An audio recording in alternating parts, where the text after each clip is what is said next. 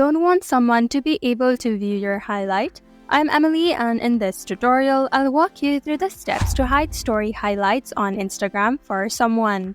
Let's get started. First, open Instagram. Tap on the icon at the bottom right.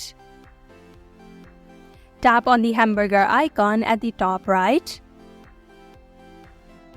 Scroll down, then tap on Hide Story and Live. Tap on Hide Story and Live From. Here, it will show you a list of your friends. Simply tap on their username or search for their account. Tap on Done at the top right after you're done. Now, if I switch to my other account and try to view the highlights, I simply cannot.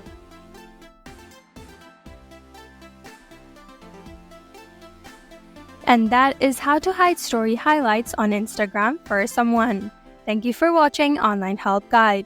Hope this video was helpful. If it was, then hit the like button and comment down if you have any questions or feedback. Also, if you're new to our channel, subscribe and hit the bell icon so that you don't miss our upcoming videos.